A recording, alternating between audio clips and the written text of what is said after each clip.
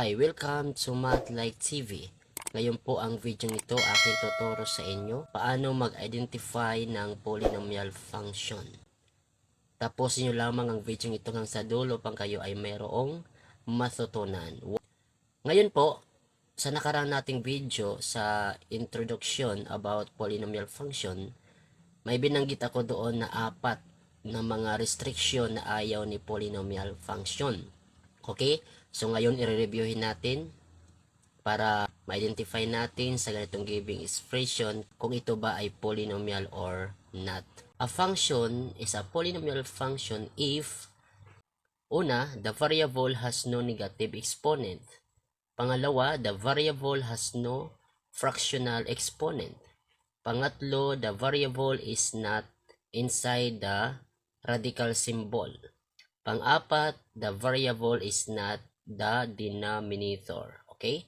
So, ito po ang 4 na restriction or violation na ayaw ni polynomial function. Okay? So, sa ganitong 4 na ito, kapag sa isang given expression ay may nakita ka na mayroong isa sa binabanggit sa 4 na ito, therefore, hindi po siya polynomial function. Okay?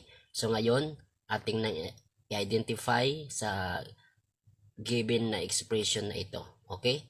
So, number 1, y equals 3x squared minus 2x plus 4. Okay?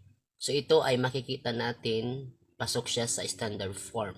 So, ang kanyang exponent sa variable ay squared tapos hanggang sa pinakamababa kasi ang x meron siyang 1 exponent. So, descending order. Therefore, ito ay polynomial function. Okay? Next, number 2. Okay, dito sa number 2, makikita natin meron siyang exponent na fraction. Okay?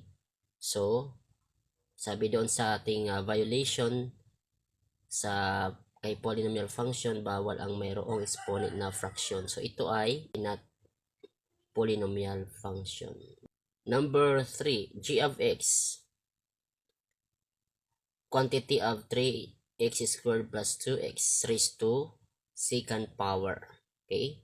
So, ito ay pwede natin gamitin ang FOIL method, ma-expand natin sa given na ito. Okay? So, ngayon, kung atin siyang mag-expand, ito ay equivalent of 9x raised to 4th power plus 12x raised to cube plus 4x raised to second power. Okay? So, kung gagamitin natin ng full method, ito ang kanyang product. Okay? Ito ang kanyang expanded. Okay? 9 raised to 4th power plus 12x raised to 3rd power. 9x raised to 4th power plus 12x raised to 3rd power plus 4x squared. Okay? So, ito ay polynomial function. Okay? Bakit? Ang kanyang variable na exponent ay descending order mula sa mataas pababa. Okay?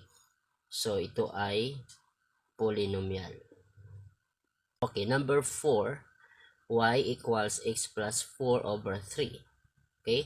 So, ang denominator niya wala siyang variable. So, therefore, ito ay polynomial. Okay? Panghuli, number 5, f of x equals 1 over 3x plus 1. So, meron siyang variable sa denominator. Okay?